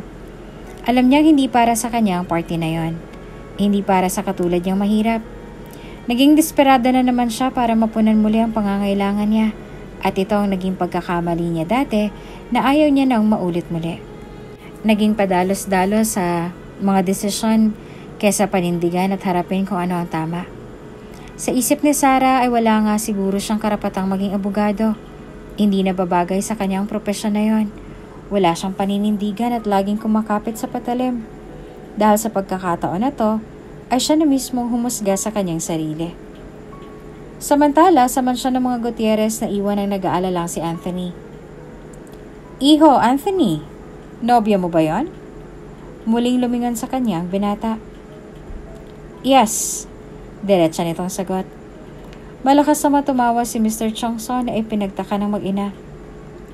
You better stay yourself out of her. You don't know her, Anthony. You don't know her. Ihiling-iling na nagpahayag ng kanyang nalalaman si Ginoong Chongson. Tila isang pagbabanta para sa binata at pagpapaalala na ang relasyon niya sa dalaga ay isang pagkakamali. Dahil mahal ni Anthony si Sarah ay minarapat niya nang magtanong sa matanda kung bakit gano'n ang trato niya sa nobya. Why? Do you know her, Mr. Chongson? Muling tumawang matandang lalaki. Hindi lang kilala, Anthony. Kilalang kilala. Nagtaas naman ng kilay si Ginang Gutierrez at halatang dismayadong itsura. What do you know about her? Tanong naman ang Ginang. Si Sarah Suarez ay dati ko nang naka-live-in. Simula pa lang bigla ng kinabahan si Anthony. Ayaw man niyang mag-usisa pa ay may kung anumang nag-uudyok sa kanya na malaman ang sinasabi ng matandang ito tungkol sa kanyang nobya. Live-in? Nanlalaki ang mga mata ng Ginang na nagtanong. Yes, and she's the reason why my wife and I got separated. But she's good, ha? Kaya nga binansagan siyang girl of all men. Magaling siya sa lahat ng bagay. Napatingin si Ginang Gutierrez sa anak na ngayon ay tila nanlulumo sa nalaman. Hindi siya makapaniwala sa narinig, ngunit mas gusto pa rin niya na mismo sa nobya magmula ang katotohanan. Kaya if I were you, Anthony, let go of her. She doesn't deserve you. She's a social climber and a gold digger. Masisira lamang ang buhay mo sa babaeng yon. Sayang ang future mo dahil panigurado namang magiging abogado ka na talaga. Masasaktan ka lang, iho. Matapos ng tagpong yon ay nauna nang nilisan ni Ginoong Chongson ang lugar at naiwan na lamang doon ang mag-ina. Samantala ay umiiyak pa rin si Sarah na nakasubsob sa kanyang kama. Ramdam ito ng kapatid niya kaya niyakap siya ni Sarah. Ate, kung ano man yan, nandito lang ako. Kami ni nanay. Pwede kang magkwento sa akin. Huwag mong buhatin lahat, ate, nandito naman ako. Pwede naman kitang hatian kung hindi mo na talaga kaya. Mahigpit na nakayakap si Isabel sa likod ng kapatid na wala pa ring tigil sa pag-iyak. Hindi ko na alam ang gagawin ko, Isabel. Ayoko madismaya si nanay. Ayoko mag-alala siya. Hindi ko na alam, Isabel. Hindi ko na alam. Pumalikwas si Sarah at saka humarap sa kapatid. Namugto ng mga mata at punong-puno ng mga luha. Isabel, natanggalan ako ng scholarship. Hindi na ako makakapagpatuloy sa pag-aabogado. Mawawala ng mga pangarap ko para sa inyo ni nanay. Wala na akong pag-asa, Isabel. Hindi ko na alam. Muli siyang niyakap ng kapatid at saka tinapik-tapik ang likod. Gustong mag-usisa ni Isabel, ngunit sa ngayon, ang tanging magagawa muna lamang niya ay ang makinig at wag nang dagdagan pa ang dalahin ng kapatid. Nang malaman ito ni Isabel ay minarapat nilang hindi na muna ipaalam sa ina. Hindi pa handa si Sarah sa mararamdaman at magiging reaksyon ng ina. Hindi pa siya handang tanggapin ang katotohanan at harapin ang mga pagbabago. Hindi na rin naman nagpakita pa si Sarah sa law school na pinapasukan. Wala na rin namang saysay para sa kanya kung ipipilit pa niya ang sarili doon. Nakailang tangka na rin si Anthony na tawagan ng dalaga Ngunit dahil sa tindi ng hiya na natamo buhat noong gabi sa party, ay wala na siyang mukha pa na maihaharap sa lalaki. Ilang araw nang nakalipas, ngunit hindi pa rin pinapaalam ni Isabel at Sarah ang tunay nang nangyari sa ina. Alam ng matanda na umalis ng bahay si Sarah na buong pag-aakala ay sa eskwelahan ng tungo. Ngunit abala na pala ito sa pag-a-apply at paghahanap ng trabaho. Sa isang pagkakataon na nagpapahinga si Sarah sa may harapan ng simbahan at pagod na nakaupo sa bench ay natagpuan siya ni Anthony. Sarah, napatigil sa pag-inom ng tubig ang dalaga at saka umangat ang tingin kay Anthony. Aalis na sana si Sarah nang pigilan siya ni Anthony. Bakit ka ba nagtatago? Bakit hindi ka na pumapasok? Ni hindi mo malang sinasagot ang mga tawag ko? Diretsong tanong ni Anthony. Sa isip ni Sarah, bakit nga ba siya paulit-ulit natatakbo at tatakas? Mas mabuti na harapin na lamang ito para matapos na. Para saan pa, Anthony? Nawala na sa akin ang lahat. At alam kong alam mo na rin ang lahat. Ano pang dahilan para magpakita ako sa'yo? Pinapatunayan mo lang ang tunay sinasabi ni Ginoong Chongson. Hindi ako naniniwala sa kanya. Sa'yo lang ako maniniwala. Sarah, sa'yo lang. Naglabas ang isang mabigat na ngisi ang dalaga. Kung magsisinungaling ako, hindi ko na rin inilayo ang aking sarili sa mga abogado at nagpapatupad ng batas na bumibili ng dangal. Tunay ang sinasabi ni Mr. Chongson. Isa akong bayaran at paraosan. Kapalit ng kabayaran sa utang. Hindi ako malinis, Anthony. Isa akong maruming babae. Ngayon mo lang sinabi. Bakit? Matatanggap mo ba ako kung sinabi ko sa'yo? Magkakaroon ka ba ng lakas ng loob na ipakilala ako sa pamilya mo kung sinabi ko sa'yo? Maipagmamalaki mo ba ako kung sinabi ko sa'yo? Di ba hindi naman? Ngayon kung mahal mo talaga ako at kung tunay ang prinsipyo mo, ngayong alam mo na, handa ka pa rin bang ipaglaban ako? Matalino at mabilis mag-isip si Anthony, ngunit ngayon ay tila natigilan siya. Ngayong nalaman niyang katotohanan sa mismong bibig ni Sarah, ay pawang bigla siyang naguluhan. Kung ipaglalaban niya si Sarah, masisira ang reputasyon ng kanyang pamilya at siguradong itatakwil siya ng mga ito. Kung hihiwalayan naman niya ang dalaga, matutupad niya ang kanyang pangarap na maging abogado na kailanman ay hindi na makakamit ng dalaga. Tila blanco ang isip ngayon ni Anthony. Matyagang naghihintay si Sarah sa kanyang sagot. Ano? Bakit parang natameme ka? Nasaan ang sinasabi mong prinsipyo? Madalino ka, Anthony. At kahit hindi ka pa nagbibitaw ng sagot, alam ko nang isasagot mo kaya wag mo nang dayain ang sarili mo. Siguro nga. Mas mabuti pang kalimutan na lamang natin ang isa't isa. I'm sorry, Sarah. I'm sorry. Sabay tumalikod na ang lalaki at iniwan na ang lugar. Tuluyan ang tumulo ang mga luha ni Sarah, ngunit mabilis niya rin itong pinunasan. Tama ako. Puro kasinungalingan lamang ang sinabi mo sa akin. Sana pala hindi na ako naniwala sa'yo o hindi na lamang kita nakilala. Wala ka rin pinagkaiba sa mga mayayamang kakilala ko. Nagsisisi ako at nakilala pa kita. Hindi na muli pang nagparamdam si Anthony simula ng araw na yon. Aminado si Sarah na minahal niyang talagang si Anthony. Ngunit masakit man para sa dalaga na kalimutan ng lalaki, ay ito lamang ang tanging paraan para makipagsimula muli siya ng bagong buhay. Sa kabilang banda ay pauwi na sina Sarah at masaya sanang ibabalita kay Isabel na natanggap na siya sa trabaho. Aaminin na rin sana nila ang mga nangyari sa ina para hindi na ito nag-aalala pa. Ngunit isang tawag ang gumimbal sa mundo ni Sarah. Ate, nasan ka na? Umuwi ka na, ate, si nanay. Humahagulhol sa iyak si Isabel sa kabilang linya. Nang marinig iyon ay nakaramdam ng matinding kaba sa puso si Sarah. Kulang na lamang ay papaliparin niya sa driver ang sinasakyang jeep para lamang makauwi ka agad. Ilang sandali pa ay bumungad kay Sarah ang kanilang bahay na pinagkukumpulan ng maraming tao. Kabado niyang inihakbang ang mga paa patungo sa tirahan. Hinawi niya ang mga taong nasa daan at hindi na alintana kung may masaktan man siya. Padaanin niyo ako! Sigaw ni Sarah sa mga taong nakaharang sa daan. Inay, Sabel, nandito na ako. Nasaan kayo? Nang mariting niyang loob ay tila nagdilim ng mukha ni Sarah sa nakita. Nakatuwid na ang mga paa ng kanyang ina habang tinatakloban na ng kumot ng mga tao sa punerarya na naroroon.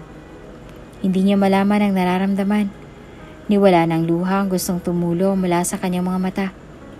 Mabilis siyang nilapitan ng kapatid na si Sabel na labis na umiiyak. Ate, si nanay. Wala na si nanay. Nawala na lahat kay Sarah. Unti-unti na siyang nauupos na parang isang kandila. Nakatitig na lamang siya sa ina na puno ng pagsisisi. Tila gusto nang bumigay ng kanyang puso at isipan. Hinang-hina na ang kanyang katawan. Nawala ng nag-iisang dahilan para lumaban siya sa buhay. Nang bumalik sa ulirat ay agad siyang lumapit sa ina at pinigilan ng mga tauhan na naroroon. Anong ginagawa niyo? Saglit lang! Saglit lang! Parang nababaliw si Sarah. Lumapit siya sa ina at hinawakan ang mukha nito. Inay, nandito na ako. Gumising ka na, may dala akong pansit oh. Di ba request mo sa akin to kahapon? Halika na, kumain na tayo. Bumangon ka na riyan. Kahit ano pang sabihin at gawin ni Sarah, kailanman na hindi na nila makakasama pang ina. Ate, tama na. Tanggapin na natin. Wala na si nanay. Hindi siya pwedeng mawala, Sabel. Hindi pa ako nagiging abogado. Nay naman, bumangon ka riyan, pakiusap. Marami pa akong ikukwento sa'yo. Pakiusap na yo. Huwag ka namang ganyan. Hindi naman ito kakayanin ni Sabel, Nay. Tuluyan ang humagulhol sa iyak si Sarah. Punong-puno ng hinagpis, puot at pagsisisi ang nararamdaman niya ng dalaga. Ni hindi man lamang niya nasabi sa ina ang katotohanan bago ito bawian ng buhay. Ni wala man lamang siyang nagawa para ipa-ospital ang ina. Maging ang Diyos ay kine-question niya na kung bakit sila naging mahirap. Kung bakit sila kailangang pagkaitan ng pangarap. Hirap ng kalooban ni Sarah. Hindi niya na alam kung paano pa makakapagsimulang muli. Nasa kanyang buong responsibilidad ngayon, kaya hindi siya pwedeng bumitaw dahil may umaasa pa sa kanya. Ang kanyang kapatid na si Sabel. Sa isip niya, kung hindi niya sana sinagot ang sulat noon ni Anthony at kung hindi nito binigyan ng pagkakataon ng binata, di sana'y maliwanag pa rin ang mga pangarap niya para sa pamilya. Ngunit nangyari na ang nangyari. Kahit ilang beses pa niyang sisihin ang sarili, kailanman ang hindi na rin naman ito maibabalik ang buhay ng kanyang ina. Nagsimula ng panibagong buhay sina Sabel at Sarah. Natanggap din sa isang pabrika si Sarah bilang isang factory worker. Isang araw ay hindi nakapasok si Sarah dahil sa madalas na pagkahilo niya at pagsusuka. Nagtataka na rin si Sabel kung kaya't sinabihan niyang kapatid na gumamit ng pregnancy test. Nang makabili si Sabel ay pinagamit kaagad ito kay Sarah. Hanggang sa makalawang subok ay iisa lamang ang naging resulta. Buntis si Sarah. At alam niya sa kanyang sarili na si Anthony ang ama. Wala naman siyang iba nakakasama at nakakasiping maliban kay Anthony. Nang malaman ito ay minarapat niyang hindi na lamang ipaalam sa binata dahil paniguradong hindi niya ito tatanggapin. Kaya iniraos na lamang niya ito na mag-isa kasama ang kapatid. 8 taon na ngayon ang bata na tulad ng ama na matalino at matalas ang isip. Unti-unti na rin nakakabawi si Sarah kahit na madalas pa rin silang nagikipit. Mababa lang naman kasi ang sweldo ng mga pabrika kaya pinagkakasya na lamang nila ang kakarampot na kinikita. Hindi na rin nakabalik sa pag-aaral si Sabel at ngayon ay namamasukan na lamang bilang kasambahay at nagtitinda ng merienda pandagdag sa kanilang mga gastusin. Pagka-uwi ni Sarah galing trabaho ay aligaga siya at hindi mapakali. Napansin naman agad ito ni Sabel kaya nag-usisa na ito. Ate, may problema ba? Nalaman ng employer ko na pineke ko yung biodata ko eh. Talaga? Paano yun? Anong mangyayari? Makukulong ka ba? Nag-aalalang tanong ng kapatid. Kailangang pikean ni Sarah ang kanyang tunay na pagkatao sa kanyang employer para matanggap siya sa trabaho.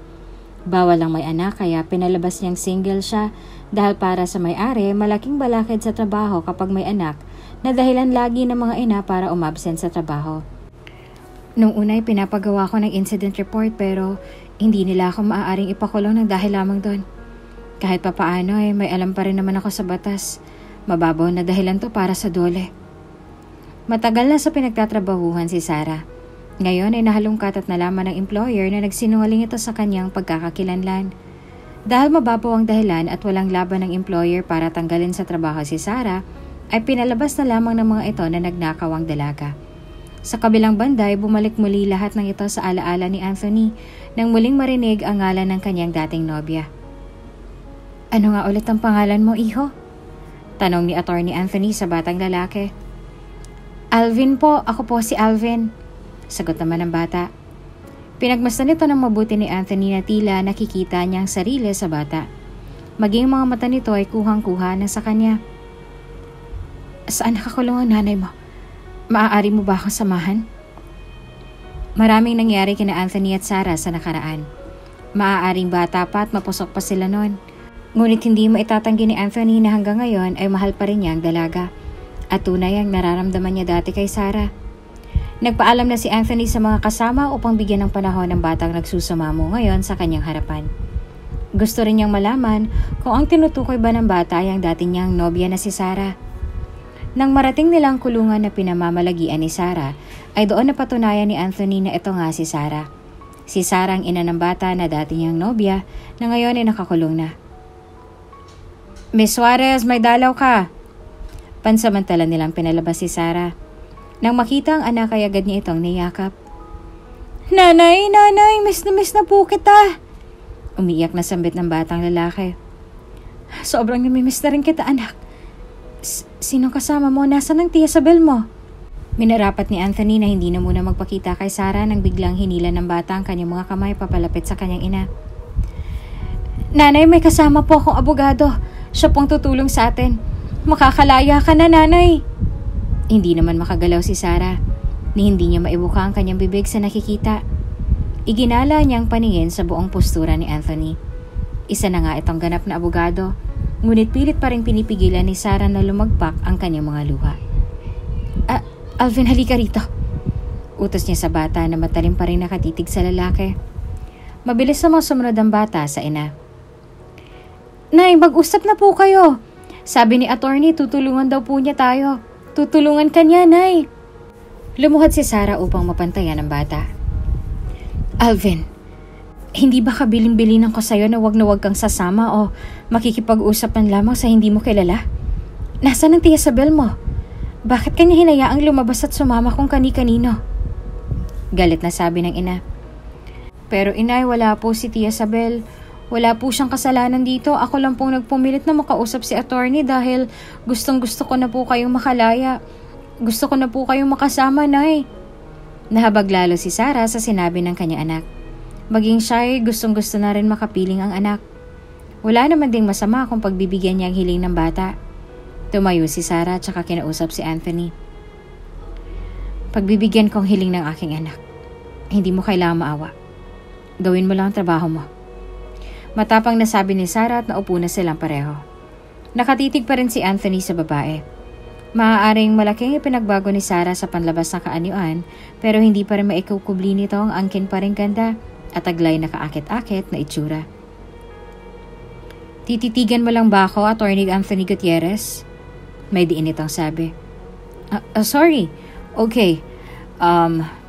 Mukhang hindi ka naman sigurado sa ginagawa mo, Attorney. Humanap ka na lang ng ibang kliyente.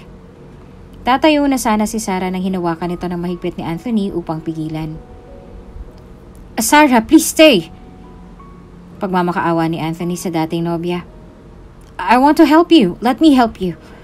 Gusto kong maging abogado mo. Hayaan mong tulungan kita. Nagkaroon man ng hindi maayos sa paghiwalay sa nakaraan ay nangingibabaw pa rin ang pagmamahal ng binata sa dating nobya. Dahil mula na maghiwalay sila ay hindi naman ito nagbago. Walang oras na hindi niya naaalala si Sarah. Walang oras na hindi iniisip ang mga naging desisyon kung tama ba o mali na hiniwalayan niya ang dalaga at hindi ipaglaban ito. Kung noon ay laging napapahamak si Sarah sa tuwing kakapit siya sa patilim, ngayon ay handa na muli siyang kumapit dito dahil buo na ang loob niya ngayon na maipanalo siya sa pagkakataong ito. Si Attorney Anthony Gutierrez na ang tumayong abogado ni Sarah. 2 kasong kinahaharap niya. Naikwento na lahat ng babae sa kanyang mga nangyari at nang malaman ni Anthony ang lahat, ay nanindigan kaagad siyang wala ngang kasalanan ng dalaga. Na inosente ito at hindi nito magagawang magnakaw. Nang magsimula ng paglilitis, sobrang kabang naramdaman ni Sarah, pero kasama niya si Anthony at pilit pinapalakas ang loob ng dating nobya. Mr. Gonzales, maaari mo bang isalaysay sa hukumang ito ang ginawang pagnanakaw ng akusadong si Ginang Sara Suarez? Tanong ng abogado ng employer. Nang mag-iimbentaryo na ang aking inventory team ay napansin nilang may ilang mamahaling mga gamit ang kulang. Pinatawag ko kaagad ang aking mga IT upang i-check ang mga CCTVs at doon ay napatunayang si Sarah ang kumukuha at nagnanakaw ng aming mga gamit na yon. Nakasaad din ho dyan na inaamin niya sa amin na pineke niya lahat ng kanyang impormasyon at dokumento para lamang makapasok sa aming pabrika. Maaari niyo bang ituro, Mr. Gonzales, ang tinutukoy niyong nagnakaw ng inyong mga produkto sa inyong pabrika? Walang pag-aalinlang itinuro ni Mr. Gonzales ang walang kalaban-laban na si Sarah. Sinungaling! Hindi totoo sinasabi nila, Your Honor! Hindi totoo sinasabi nila! Alam ni Sarah sa kanyang sarili na hindi siya nagnakaw. Oo, pineke niya ang kanyang mga dokumento. Pero kailanman na hindi niya magagawang buhayin at pakainin ang kanyang anak na galing sa nakaw. Mabilis na umapela si Sarah ngunit hindi rin ito pinakinggan. Ginang Sara Suarez, maaari mo bang ikwento ang iyong anggulo para mapatunayang hindi ka nagnakaw? Anong mga ipinagawa sa'yo ng may-ari para itago nilang katotohanan ng lahat ng ito ay set up lamang? Araw yun ng Biyernes. Inventory day. Hindi naman talaga ako nag-inventory pero nagtaka ako kung bakit sa akin na pinasa ang gawain yon. Bago ako pumasok sa loob, pinatawag ako ni Sir Delphine, manager namin. Inutusan niya akong kumuha ng ilang mga mamahaling mga pabango bago magbilang. Ang sabi pa niya ay ipapatest muna ang ibang sample. Hindi naman sumagi sa isip ko na may masamang binabalak si Sir kaya sumunod na lamang ako. Tapos bago umuwi, ay chinek na ng gwardiya ang mga gamit namin bago lumabas. Nagulat na lang ako nang buksan ng gwardiya ang aking bag at doon nakalagay ang mga pinakuha sa akin ng aming manager. Pinakuha, hindi kinuha. Matapang na paglalahad ni Sarah. Kinakabahan ngunit kailangan niyang patunayan na inosente siya at wala siyang ginawang kasalanan. Base sa profile mo ay nag-aral ka ng pagkaabogasya ng ilang buwan lamang, tama? Nagumpisa ng mamersonal ang abogado ng employer. Tama. At kahit paano ay may alam ka rin naman sa batas, tama? Huminga ng malalim si Sarah. Tama. Kung tama lahat ng mga sinabi mo, bakit hindi mo naramdaman o natunugan man lamang na may masamang plano si Mr. Delphine? Gaya ng sinasabi mo bagkus ay sinunod mo pa rin ito. Your Honor, the question is too personal. Sigaw ni Attorney Anthony. Sustain! Utos ng judge at saka nagpatuloy na muli sa pagtatanong ang abogado. Imposibleng wala kang kutob, Ginang Sarah. Bakit mo pa rin piniling sundin si Mr. Delphine? Naghalo-halo ng emosyon ni Sarah. Sa tuwing nauungkat ang kanyang nakaraan ay wala siyang ibang naaalala kundi ang kanyang ina at ang mga mapait na nangyari sa kanya. Gusto niyang sumagot ngunit nanginginig na ang kanyang mga kamay sa galit. Your Honor, masyado ng personal ang mga katanungan niya sa kliyente ko. May karapatan si Ginang Sarah na hindi ito sagutin. Gagawin lahat ni Anthony para kay Sarah.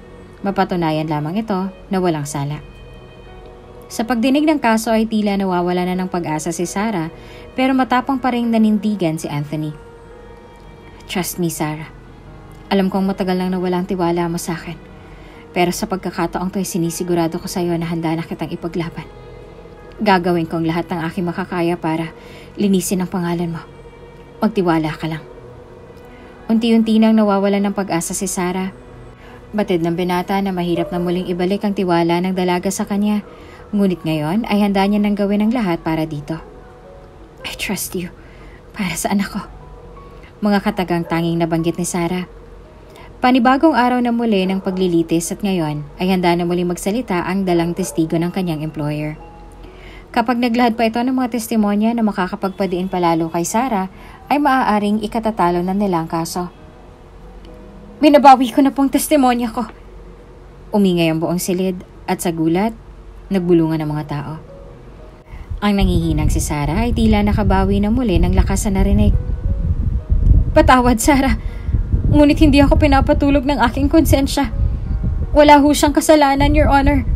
Napag-utusan lang po ako na magsiwalat ng kasinungalingan para idiin si Sarah. Ang totoo ay set up lamang po ang lahat. Wala ho talaga siyang ninakaw. Na kahit na ano. Humawak ng mahigpit si Anthony sa mga kamay ni Sarah. Lumingon din dito ang babae sabay lagpak ng kanyang mga luha. Dahil sa nagbagong testimonya ng testigo, ay malinaw lamang na absuelto na si Sarah. Matapos dinggin ang bawat panig ay hinatulan ng mababang hukuman na walang sala si Sarah sa 2 kasong inilatag sa kanya. Higit na pinaniwalaan ng korte ang malinaw at matuwid na testimonya ni Sarah, lalo pa nang bumaligtad na ang nag-iisang testigo ng kabilang partido.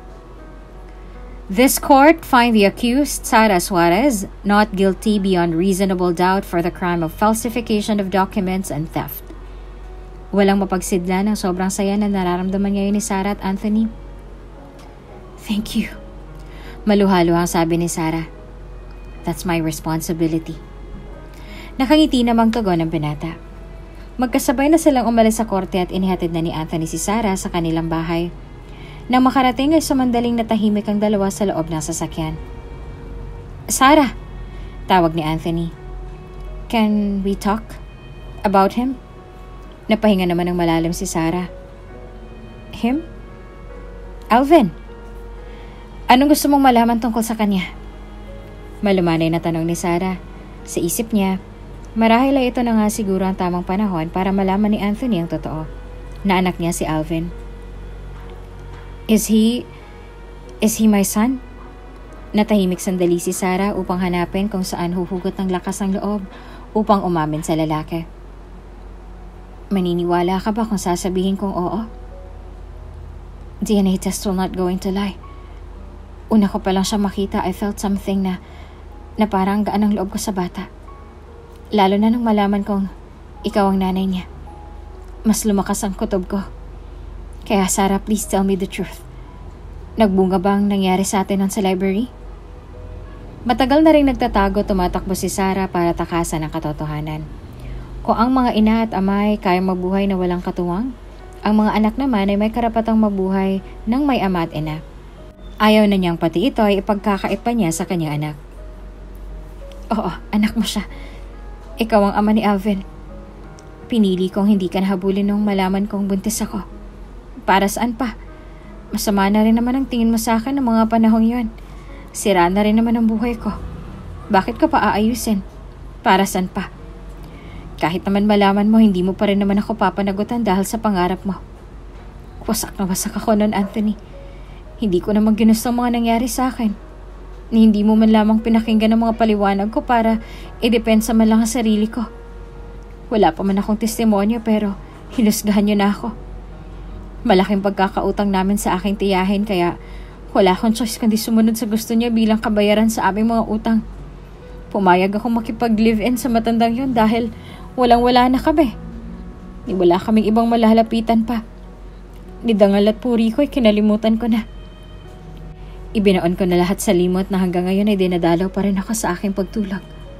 Nang magkaroon ako ng pagkakataon na lumaya sa matanda na yon at sa aking tiyahin, lumayo kami ni nanay at ng aking kapatid na si Isabel. Nag-aral ako ng mabuti. Ginawa ko ang lahat para magbago at makuha ko ng scholarship. Ginawa ko ang lahat, Anthony. Pero hindi pa pala yun sapat. Hindi ko inisip na may isang bagay pa pala na makakapagpabago ng aking mithiin. At kailanman na hindi ito sumagi sa aking isip. Yun na yung pag-ibig. Kahit na anong lakas mo, kahit na anong tibay mo, kapag pag-ibig nang tumama sa'yo, matitiklop ka pa rin ng ganong kabilis. At ikaw ang nagpatiklop sa akin, Anthony. Nagdahil sa pagmamahal ko sa'yo, nabago ang lahat. Nawala lahat sa plano. Tinanggalan ako ng scholarship nang hindi makatarungan at walang sapat na dahilan. Hanggang sa namatay si nanay. Ay nag-iisang dahilan kung bakit. Kung bakit ang tayog-tayog ng mga pangarap ko. Kumuho lahat nang mawala siya. Nawala na ako ng pag-asa. Pero kung susuko ako, kawawa naman ang anak ko. Kaya nagpatuloy ako at lumaban. Lumaban mag-isa para sa anak ko. Hindi na napigilan pa ni Sarah ang maglabas ng kanyang saloobin para sa binata. Sapat na ang mga pinagdadaanan niya para malaman ni Anthony ang tunay nitong katauhan at kung bakit niya nagawa ang mga maling desisyon noon na nahusgahan niya kaagad. Wala kang kasalanan. At yun ang pangahamak sa iyo kanina ng abogado tungkol sa pagkatao mo. Hindi yun totoo. You are the bravest lawyer na nakilala ko. Kung tutuusin, mas karapat dapat ka pa nga kaysa sa akin. I couldn't say anything but to express my gratitude and happiness na nakita ulit kita. Katulad mo, nawalan rin ako ng dahilan sa mga ginagawa ko. Paulit-ulit akong bumagsak at hinamak ng marami dahil hindi na raw ako effective na lawyer. Maging si Mommy, kinalaban ko na rin. I found out na siyang nag-utos kay Mrs. Hernandez na ibagsak at tanggal ng scholarship. I even blamed myself kasi hindi man lamang kita binigyan ng pagkakataon na depensa ang sarili mo. Naniwala ka agad ako sa kung anong naririnig ng tenga ko, kaya't maging ang tunog ng puso mo ay hindi ko na narinig. Nang malaman ko yun ay umalis na ako sa bahay dahil sa sobrang galit. At ngayon na nakita na kita muli, kasama ang anak ko. Hindi ko nahahayaan pang mawalay pa ulit kayo. Mahal na mahal kita, Sarah. Kayo ng anak ko. Imbes na magmatigas pa ay maluwag na itong tinanggap ni Sarah. Marami na rin silang pinagdaanan at nalampasan. Sa kabila ng mga masasamang nangyari ay mangingibabaw pa rin ang pagkakapatawaran. Sabay na silang bumaba sa sasakyan at saka nagtungo na sa kanilang bahay. Pagkakatok ay mabilis nitong binuksan ni Alvin. Nanay! Mabilis na yumakap si Alvin sa ina. Damang-dama ni Sarah ang naging pangungulila ng anak. Sinulit niya ang mga yakap na iyon na matagal niya nang tiniis. Sabi ko sa'yo, nanay, magaling yan si Attorney Anthony. Idol ko na siya ngayon. Ikaw talaga. Ginulugulo ni Sarah ang buhok ng anak at saka bumaling ng tingin kay Isabel. Ate! Sinungga ba niya kaagad ng isang mahigpit na yakap ang kapatid? Ate, salamat sa Diyos at nakalaya ka na. Umiiyak na sabi ni Isabel. Maraming salamat din sa'yo dahil hindi mo pinabayaan si Alvin. Marami na akong utang sa'yo. Hayaan mo't makakabawi rin ako sa bunsong kapatid ko. Napatingin naman si Isabel kay Attorney Anthony. Attorney, maraming salamat ho. Makakabawi rin ho kami sa iyo. Walang anuman. Responsibilidad kong ipagtanggol ang taong mahal ko. Nanlaki naman ang mga mata ni Isabel at ni Alvin sa sinabing iyon ni Anthony. Lumapit si Sarah sa anak. Alvin, si Attorney Anthony. Siya ang tatay mo. Nagtatakang nakatingin ang bata. Tila hindi nauunawaan ang nangyayari. Palaisipan sa kanya ang sinabi ng ina. Maging si Isabel ay hindi rin makapaniwala. Batid niyang naging magkasintahan ng dalawa, ngunit mula noon ay hindi na nagkwento pa ang kapatid sa kanya. Alvin, anak, halika. Halika kay tatay. Lumuhod na rin si Anthony upang mapantayan ang anak. Maaaring hindi mo pa maunawaan ang lubos sa ngayon. Pero ako ang tatay mo. Naging magkasintahan kami ng nanay mo. At ikaw ang naging bunga ng aming pagmamahalan. Masaya ako makilala ka, anak. Aking anak. Sabi nga nila ang lukso ng dugo ay nararamdaman sa isang tao na kahit matagal silang nagkahiwalay, ay may kung ano pa rin sa kanilang pakiramdam na nagpapahiwatig ng kagaanan ng loob at malalim na koneksyon sa isa't isa. Ganito ang nararamdaman ng bata kay Anthony. Hindi na ito nagdalawang isipan na yakapin ng ama at bigyan ng isang malagkit na halik. Tatay, masaya po ako at kayo ang tatay ko. Tila may kumurot naman sa puso ni Anthony sa binigkas ng anak. Sa kabila ng mga nangyari, ng mga maling desisyon at mga pagsisisi, ay nangingibabaw pa rin ang hustisya sa batas ng hukom at sa batas ng pag-ibig.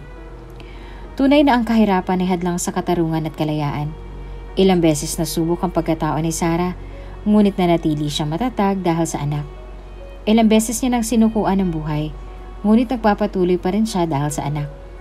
Nagkaroon na ng pagkakataon si Anthony mailayo ang kanyang sariling pamilya sa magulong pamumuhay sa kanilang lugar.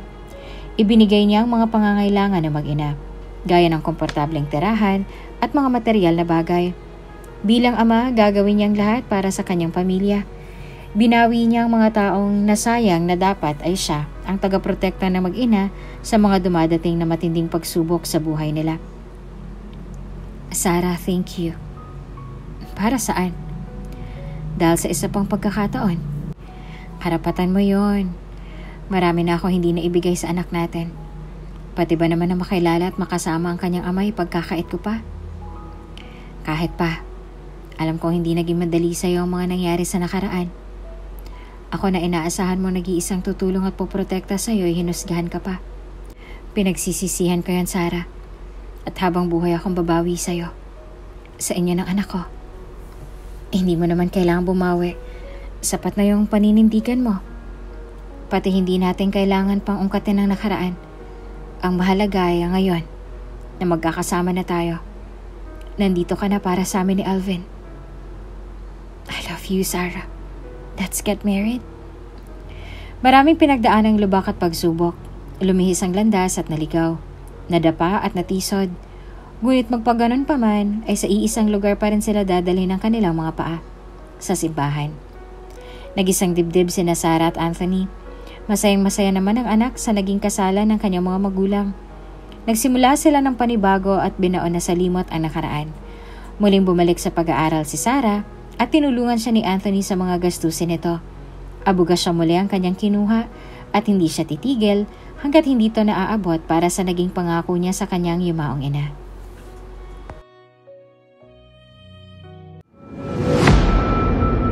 Kung bago ka pa lang sa channel na ito, Ate Jane TV, huwag kalimutang pindutin ang notification bell and subscribe button. Sana po hindi naman malaking abala sa inyo ang pagpindot ng subscribe button dahil ang kapalit po nito ay ang pagsuporta para makapag-produce ng mga libreng stories sa mga channels ni Ate Jane. Maraming salamat!